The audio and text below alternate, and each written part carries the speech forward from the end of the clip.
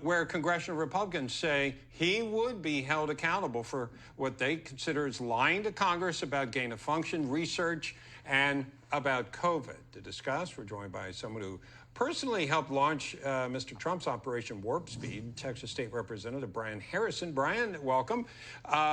Tell me your thoughts about this. What do you think is really going on? Because he could have retired over a number of years. Why now?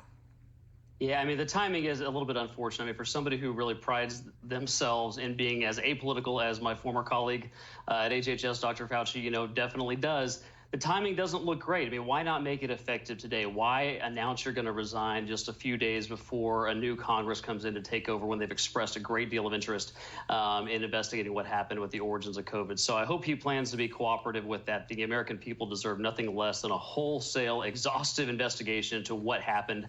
And I look forward to hearing, his contribution to it. So the timing doesn't look great. But I think, honestly, here's a little bit of a bigger story that I think a lot of the media is missing here. I mean, Tony Fauci being the focus of the news right now, that's good and that's interesting, but really he's just emblematic of a much bigger problem that's going on in this country, which is that of unelected bureaucrats having and possessing far more power than the elected members of legislative bodies across the country. I mean, Congresses and state legislatures have been outsourcing their responsibility to a generation where you have unelected officials like Tony Fauci with more power than, 100 members of Congress put together, sometimes more powerful than the president of the United States. It's one of the reasons that before we left office in the Trump administration, I actually enacted term limits for bureaucrats. Everybody at HHS, at Tony Fauci's level and higher, was going to be subject to 5-year terms. And unfortunately, it's one of the first things that the incoming Biden administration undid. But I hope the next Republican administration that comes in puts those term limits back in place. The new Congress could do the same thing.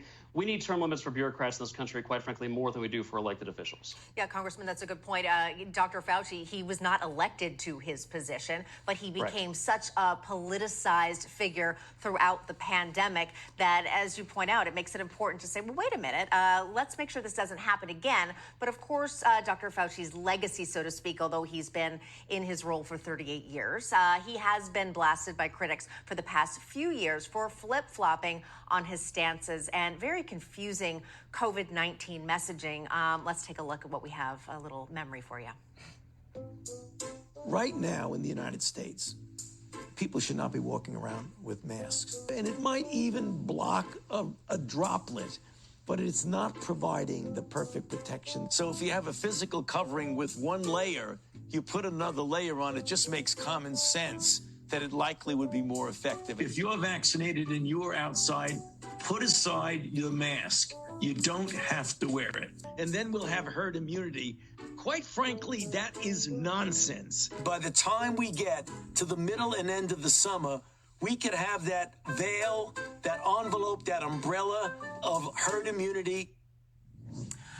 Yeah, again, he has been in his role for 38 years, served for many presidents, but is this COVID-19 confusion, will that be the legacy of his entire career?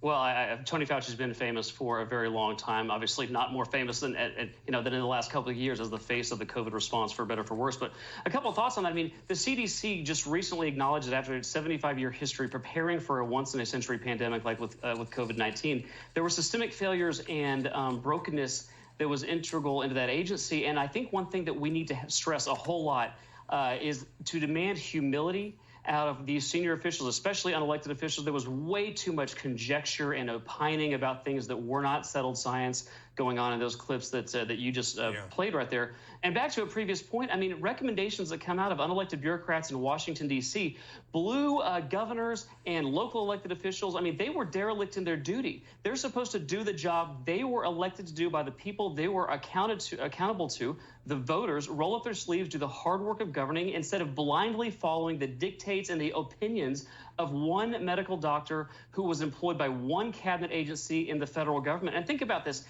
The COVID mandates that came out of the Biden administration, no Congress passed that. That came out of unelected officials at HHS, where Tony Fauci works, and it's really unfortunate.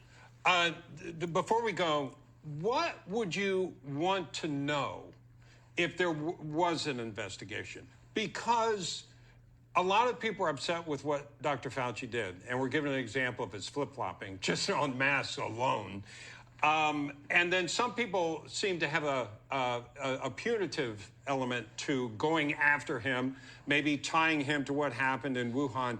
But what do you want to know? Like, what would you want to be fleshed out of something that would involve an investigation into Dr. Fauci?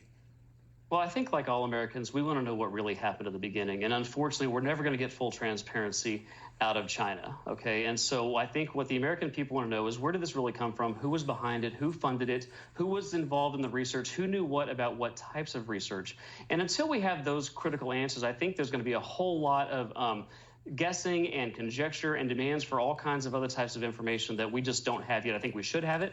I mean, we're 2 years in, and anybody who was involved in the Wuhan Institute of Virology, I really think needs to have a full and openness and their willingness to cooperate with. I wish the current Congress had more interest in that. They haven't, but I think the incoming Congress will have a lot of interest in it. They need to. The American people deserve to know what happened. What was the proximate cause that upended our lives for the last 2 what weeks? was the truth, right? Yep. Absolutely. That's all anybody wants. Yeah. Okay.